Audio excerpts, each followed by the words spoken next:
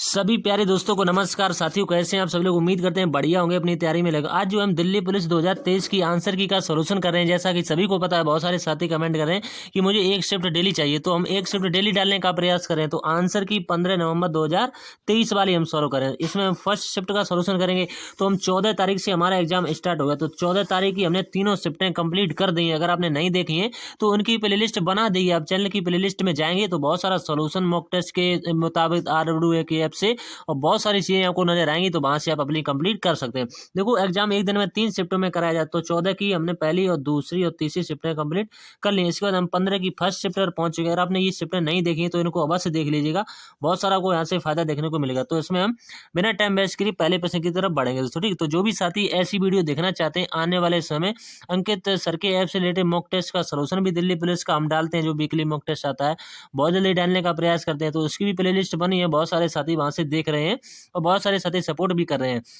तो उम्मीद करेंगे जो भी साथी चैनल पर पहली बार होंगे, आने वाले समय ऐसी वीडियो देखने के लिए चैनल को सब्सक्राइब जरूर कर लीजिए दोस्तों, ठीक। तो और आगे बात करें, जैसे आपको अगर दिल्ली पुलिस का कोई बैच चाहिए, जैसे यकीन बैच चल रहा है, इसको अगर आप लेना चाहते हैं, और जैसे अंकित सर के ऐप से रिलेटेड अनेक बैच चल रहे हैं, तो जिस भी बैच को आप तैयारी कर रहे हैं या जिस भी बैच की, जैसे रेलवे हुआ, किसी भी भर्ती की आप तैयारी कर रहे हैं, ये हमने आपके सामने 2-4 बैच रखे हैं, क्योंकि हमने स्क्रीनशॉट नहीं लगाए, क्योंकि टाइम वेस्ट होता है। हमने केवल आपको बताया हुआ है कि अंकित सर के ऐप से रिलेटेड कोई भी बैच अगर आप लेना चाहते हैं तो आपको केवल ₹49 में आसानी से मिल जाएगा, और टेलीग्राम के माध्यम से मिलेगा। आसानी से आप बैच को कंप्लीट करिएगा और तैयारी आसानी से हो जाएगी। तो ये योद्धा 2.0 भी मिल जाएगा, नालंदा बैच भी मिल जाएगा, यकीन बैच, बहुत सारे बैच चल रहे हैं, UPSI के लिए विनायक बैच, यानी अनेकों बैच, RW के ऐप से रिलेटेड कोई भी बैच आप लेना चाहें तो ले सकते हैं। अगर आप ये बुक्स लेना चाहते हैं, इनकी भी PDF मिल जाएगी, बहुत कम प्राइस में मिल जाएगी, ₹21 में ओनली। ये चारों की चारों को दिल्ली पुलिस की बुक्स मिल जाएंगी। जैसे यहाँ से देखो, मैथमेटिक्स, रीजनिंग, GS, कंप्यूटर, ये दिल्ली पुलिस की ₹21 में आपको बुक्स PDF मिल जाएगी। इसके बाद में जैसे स्टैटिक GK हुआ, इसकी भी PDF आपको आसानी से मिल जाएगी।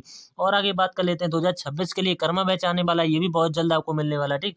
और जैसे रेलवे की ये बुक्स आप लेना चाहते हैं, ये भी आसानी से आप मिल जाएंगे, तो ठीक। तो जो भी आप लेना चाहें आपको कमेंट करना है, और यहाँ पर आपको MSG करना है। यहाँ पर तो सभी बुक्स और सभी PDF जो है, और सभी बैच आप जो भी लेना चाहते हैं, इस पर आपको MSG करना है, आसानी से मिल जाएंगे। अब बढ़ते हैं अपने पहले क्वेश्चन की तरफ। बढ़िया तरीके से आपको वीडियो देखना है, फुल देखते हुए चलना है दोस्तों, ठीक। क्योंकि वीडियो फुल नहीं देखते हैं, 15 सवाल होते हैं, बहुत जल्द हम यहाँ से बताने का प्रयास करेंगे। एक एक प्रश्न हम समझाते हुए बताते हैं, ठीक।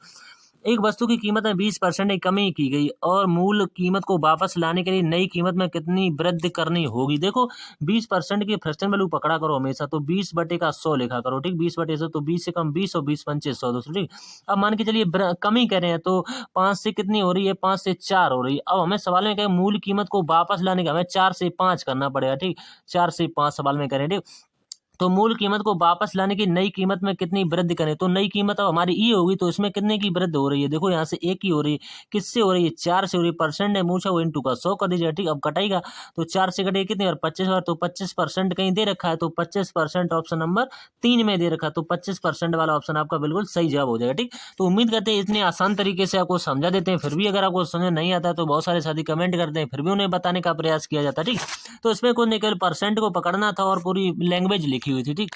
अगला नेक्स्ट क्वेश्चन अगला, इसके बाद में 20 और 30 के बीच की अभाज्य संख्याओं के वर्ग का योग आपसे पूछा गया। तो 20 और 30 के बीच की अभाज्य संख्या कौन सी होगी?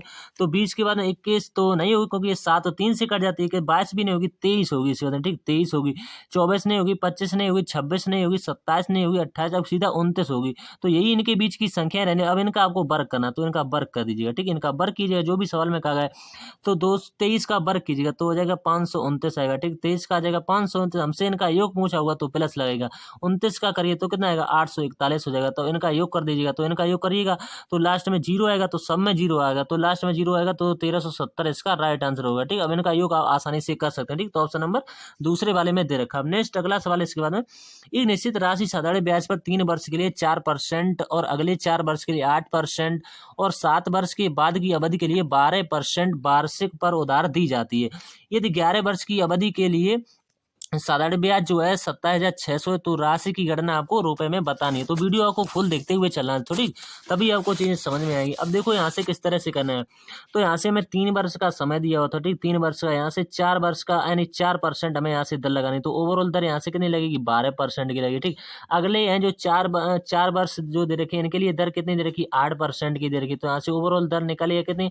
8 चौको 32 निकलेगी, ठीक। 8 चौको कितनी निकली? 32 निकली, तो 32% लगा लीजिएगा, ठीक। परसेंट, कोई दिक्कत नहीं। हैं। इसके बाद में कह रहे हैं अब देखो यहाँ से कितने वर्ष हो चुके हैं, 4 3 7 वर्ष हो चुके हैं। हमें कहाँ तक वर्ष में जाना है, 11 वर्ष तक। तो कितने वर्ष अभी भी बचे हुए, 4 वर्ष अभी भी बचे हुए, क्योंकि 7 4 11। अब ये जो लगेगा ये लास्ट में कह रहे हैं कि 12% पर, ठीक। तो इनको 12 का गुणा करा दीजिए, ठीक। तो यहाँ से कितना वर्ष चुका, 48।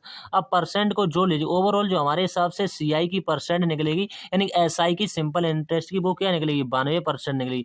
अब 92% की ही वैल्यू में दे रखी है 27,600, ठीक। अब इससे ये कटाएगा 27,600 को।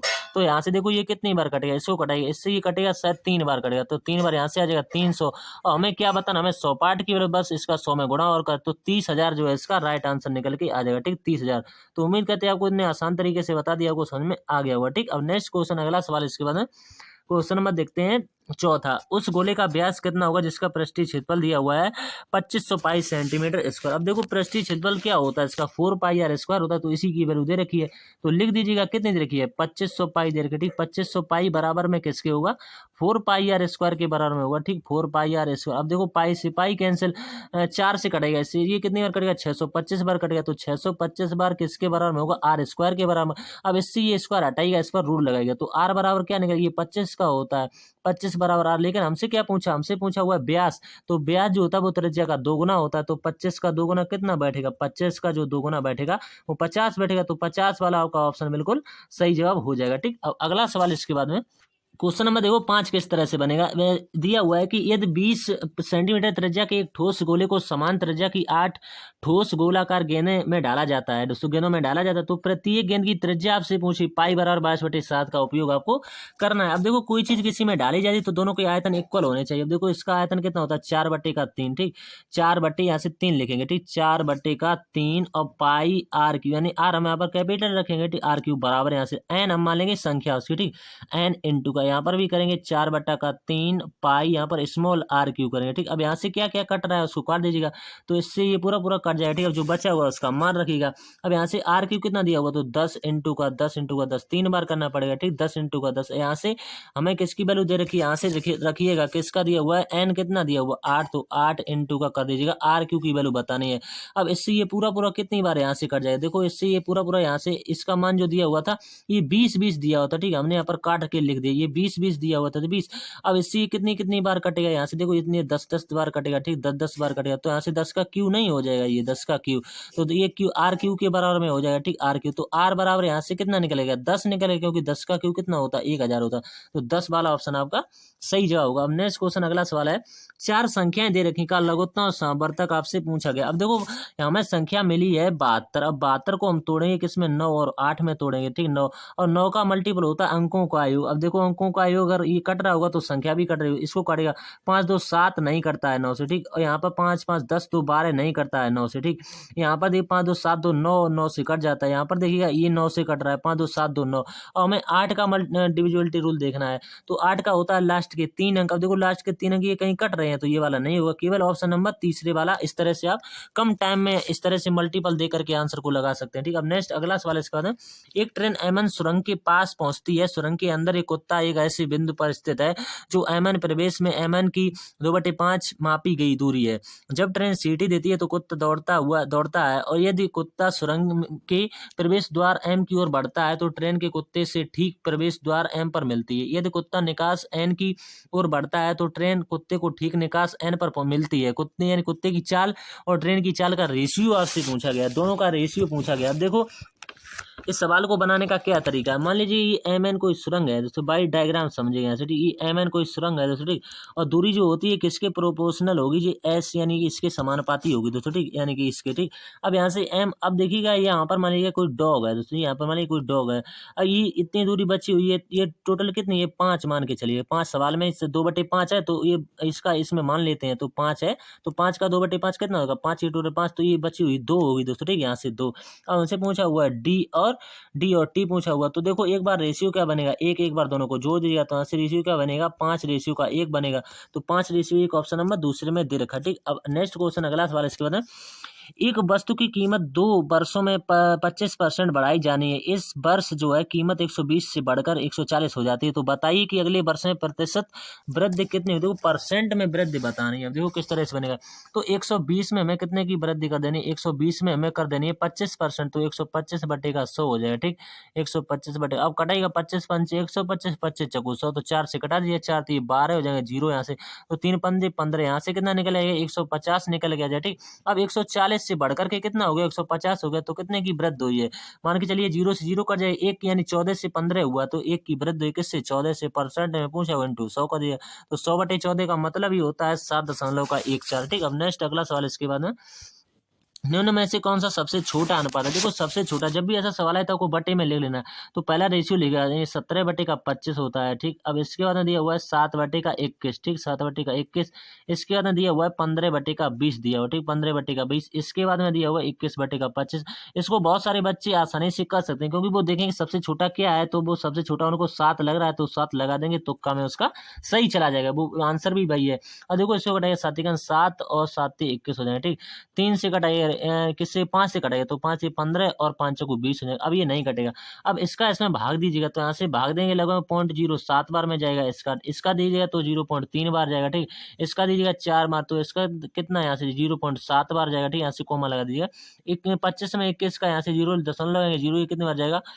8 बार। अब देखो इसमें सबसे छोटा क्या लग रहा है? यही तो लग रहा है, ये किसका मान है? 7/21। तो 7:21 किस सूत्र ने दिया? इसे तो हमने आपको समझाते हुए बता दिया, हम चाहते डायरेक्ट बता सकते थे। ठीक, यदि 25 व्यक्ति प्रतिदिन 15 घंटे कार्य करके 5 इकाई कार्य को 8 दिनों में पूरा कर सकते हैं, तो 12 व्यक्ति प्रतिदिन 12 घंटे कार्य करके 10 इकाई कार्य को पूरा करने में कितने दिन का समय लेंगे? तो भाई M1 D1 पर और W1 पर आप लगा दीजिएगा, आसानी से आ जाएगा। तो देखो यहाँ से 25 व्यक्ति दे रखे। ठीक, 25 व्यक्ति कितने घंटे कार्य करते हैं? 15 घंटे यहाँ से कार्य करते हैं। ठीक, 15 घंटे और 8 दिन का यहाँ से समय लेते हैं, और कितने इकाई कार्य करते हैं? ये 5 इकाई यहाँ से कार्य कर लेते हैं। ठीक, 5 इकाई कार्य कर लेते हैं, तो 25 और 15 8 और बटेगा 5। ठीक, ये 5 लिखा हुआ। ठीक, अब बराबर लगे यहाँ से। फिर दूसरी बार में 12 व्यक्ति दे रखे। ठीक, 20 घंटे ये कार्य करते हैं। ठीक, और कार्य कितना करते हैं? 10 इकाई कार्य करते हैं। हमसे पूछा गया है कि कार्य को कितने दिनों में मान सकते हैं? X दिनों में पूरा, तो 0 से 0 कटा दीजिएगा। ठीक, अब क्या बचा हुआ है? 5 से कटेगा, तो 5 से 15 हो जाएगा। ठीक, 5 से 15, 3 से कटेगा तो चौक 12 हो जाएगा। ठीक, तो चौक 12, 4 से कटेगा, तो 4 से कटेगा, 4 दूनी का 8। ठीक, 2 से 2 खत्म हो जाएगा, क्या बचेगा? 25। तो 25 ऑप्शन नंबर दूसरे में दे रखा है। ठीक, अब नेक्स्ट अगला सवाल इसके बाद में, मीरा ने जो है 10% की छूट देने के बाद एक बैग बेचकर 5% का लाभ अर्जित किया। यदि बैग का अंकित मूल्य 1050 है, तो वस्तु का क्रय मूल्य। ये सवाल हर मॉक टेस्ट में बनता रहता है और हर एग्जाम में भी बनता रहता है, आपने देखा होगा। तो ठीक, तो देखो किस तरह से एमपी और सीपी के मध्य में एक रिलेशन होता है। एक तरफ लिखिएगा सीपी, एक तरफ लिख दीजिएगा एमपी, इसमें एक रिलेशन होता है। अब यहाँ से देखो कितने की 10 की छूट दी गई, तो कितने बेचा होगा? 90 में बेचा होगा। तो 5% का लाभ कमाने के लिए तो 105 में दोस्तों। ठीक, 105। अब मैं वैल्यू किसकी दे रखी है? एमपी की वैल्यू दे रखी है, यानी कि मार्क प्राइस की वैल्यू किसके बराबर में दे रखी है? देखो 1050 के बराबर में दे रखी है। जो भी चीज इसके बराबर में दी जाती है उसी के बराबर में लिखनी है। तो ये इसका कितना गुना है? 10 गुना है। इसका भी आपको 10 गुना कर देना है, बस आपका आंसर आएगा। तो इसमें 10 का गुणा करें तो कितना आएगा? 900। तो 900 किस ऑप्शन में दे रखा है? दूसरे वाले में। ठीक, अगला सवाल इसके बाद, तो उम्मीद करते हैं आपको समझ में आ गया। अब ऋण पर दिए हुए 66,550 की राशि ली जाती है, इसे 2 समान किस्तों में वापस भुगतान किया जाना है। यदि ब्याज की दर 20% वार्षिक चक्रवृद्धि हो, तो प्रत्येक किस्त का मान आपको ज्ञात करना है। अब देखो यहाँ से 20% की फ्रैक्शन वैल्यू पकड़े, तो 20/100 हो जाएगा। ठीक, 20/100, तो 20 से कम 20 और 20 पंचे 100 हो जाएगा। तो देखो यहाँ से कितना हो जाएगा? 5 से 6 हो जाएगा। ठीक, 5 से 6। अब यहाँ से इसका वर्ग कीजिएगा, तो यहाँ से कितना आएगा? 25 से इसका करिएगा, कितना होगा? 36 आ जाएगा। अब हमें प्रत्येक किस्त बराबर करनी है, तो इसमें हमें 6 का गुणा करना पड़ेगा। ठीक, तो गुणा कीजिए, तो ऊपर आ जाएगा 6 पंचे 30 हो जाएगा, यहाँ से रेशियो लगेगा 6 चलेंगे 36 हो जाएगा। ठीक, अब यहाँ से तो पहले ही से था 25 और 36, दोनों को जोड़ दीजिएगा। ठीक, अब देखो हमारी किस्त बराबर हो चुकी है। ठीक, और जोड़ दीजिएगा दोनों को, तो यहाँ से जोड़िएगा कितना आएगा? 55 आ जाएगा। ठीक, 55। यहाँ से जोड़िएगा कितना? 36, 36 कितने होते हैं? 72 होते हैं। अब हमें वैल्यू किसकी दे रखी है? हमें जो वैल्यू दे रखी है किसके बारे में? 66,550 जो वैल्यू दे रखी है वो मैं 55 की वैल्यू दे रखी है। ठीक, 55 की हमें वैल्यू पूछी गई है 36 की, 36 का गुणा करा दिए बस। इसको इससे काटेगा, तो 11 से काटेंगे, 11 पंचे कितने? 55 हो जाए, तो 11 छक्के 66, 0 11 पंचे 55 होगी 0। 5 से कट जाएगा, तो 5 से कटेगा 12 पंचे 60। ठीक, यहाँ से और एक 0 और कितना आएगा? 5 कम 5 1 10, तो 1210 यहाँ से। अब इसका 1210 का 36 में गुणा करा दीजिएगा तो आपको 43,560 निकल के आ जाएगा। ठीक, अब अगला सवाल है इसके बाद नेक्स्ट क्वेश्चन। देखो इसमें औसत का आपको कई बार हमने बताया हुआ कि औसत और पदों का आयु बटे पदों की संख्या का एक ही फॉर्मूला होता है, चाहे आप जिस भी तरीके से करना चाहें। देखो हम इसमें दो तरीके बताएं। अब एक का वर्ग करिएगा, एक दो का करिएगा कितना आएगा 4, तीन का करिएगा इसके बाद कितना आएगा 9, 4 का करिएगा कितना आएगा 16, 16 के बाद में 5 का करिएगा कितना आएगा 25, 25 के बाद 6 का करिएगा कितना आएगा 36, 36 के बाद में 7 का करिएगा कितना आएगा 49, 49 के बाद 8 का करिएगा कितना आएगा 64, 64 के बाद में हमें किसका करना है यहाँ से 9 का, 9 का कितना है 81, और सभी को जोड़ करके हमें जितनी संख्या है 9, 9 से डिवाइड। एक तो ये तरीका है, एक तरीका है इसका डायरेक्ट। वो तरीका क्या होता है एन एन प्लस का 1, ठीक, एन एन प्लस का 1 और 2n, ठीक, 2n प्लस का 1 और बटे कितना होगा 6n। अब इसी में वैल्यू पुट कर दीजिएगा, बस आपका आंसर आएगा। तो रखिएगा एन में एक जोड़ेंगे यानी 9 संख्या है, 9 में एक जोड़ेंगे कितना आएगा 10, तो 10 लीजिए इंटू यहाँ से करिए 9 दूनी 18, 1 19 आ जाएगा, ठीक, 19 बटे का कितना होगा 6। अब 3 से ये कटेगा और 5 से ये कटेगा तो 19 बना 95, ठीक, 19 बना 95 बटे का 95 बटे का 3। इसको क्या लिख सकते हैं 31 सही, इसको लिख सकते हैं 31 सही 2/3। तो 31 सही 2/3 किस ऑप्शन में दे रखा है दूसरे वाले में। ठीक, अब नेक्स्ट अगला सवाल इसके बाद 256, 136 और 436 का आपको एचसीएफ पूछा गया। अब देखो एचसीएफ निकालेंगे सबसे बड़ी संख्या, तो 12 से देखो ये 256 नहीं कटेगा तो 12 नहीं हो सकता। इसके बाद में बड़ी संख्या क्या है 8, 8 से देखो कौन कौन सी संख्या यहाँ से नहीं कटेगा। 8 से करने के लिए लास्ट के 2 अंक कटने चाहिए, तो देखो 56 सौ कट जाएगा लेकिन 36 नहीं कटेगा तो 8 भी नहीं होगा। इसके बाद बड़ी संख्या क्या है 4, अब देखो 4 से लास्ट के 2 अंक देखें तो इसमें 56 में भी 4 का भाग चला जाएगा, 36 में भी 4 का भाग चला जाएगा। ठीक, तो वो बड़ी से बड़ी संख्या क्या होगी जो मासा होगा, तो वो ऑप्शन नंबर दूसरे में दिया हो। तो इस तरह से ऑप्शन को देख करके आप जल्दी सॉल्व कर सकते। अब लास्ट सवाल है इसके बाद में, यदि मलय जो है 300 प्रति केजी की दर से अमरूद खरीदता और न 25 प्रति 100 ग्राम की दर से बेचता है तो उसके लाभ या हानि परसेंट आपको बताना है। अब देखो यहाँ से सीपी लिखिएगा एक तरफ एसपी लिख दीजिएगा, ठीक, एक तरफ एसपी। अब मान के चलिए 300 की वस्तु को वो 200 यहाँ से कितना दिया हुआ है इसका गुणा करिएगा इसमें तो कितना आएगा 250 आएगा, ठीक, 250 में बेच रहा है। तो क्योंकि जो कह रहे हैं 25 प्रति जो है 100 ग्राम की दर से, तो यहाँ से इतने में कितना यहाँ से हमें कितने की प्रॉफिट हो रहा है या हानि हो रही है। तो मान के चलिए आपका 300 का सामान है, आपने 250 में बेची तो आपको यहाँ से परसेंट का हानि हुई है। कितने की हुई है 50 की हुई है। और किस पर होती है हमेशा क्रय और मूल्य पर होती है। तो 300 पर हुई, परसेंट है पूछा हुआ इंटू का 100 करिए तो 2 जीरो से 2 जीरो खत्म हो जाएगा तो 50 में 3 का डिवाइड करिएगा तो यहाँ से क्या निकल आएगा 16.67 निकल के आ जाएगा। तो देखो हमारे पास 15% आसानी से बन चुका, हमें 17 मिनट ही लगे। थोड़ी समझाते हुए आसानी से बता दिए हैं। तो ठीक, तो अब मिलते हैं नेक्स्ट शिफ्ट में, कौन सी है इसके अंदर दूसरी शिफ्ट में मिलेंगे। तो ठीक, तो वीडियो को ज़्यादा से ज़्यादा शेयर कीजिएगा। तो मिलते हैं नेक्स्ट वीडियो में, तब तक के लिए धन्यवाद दोस्तों।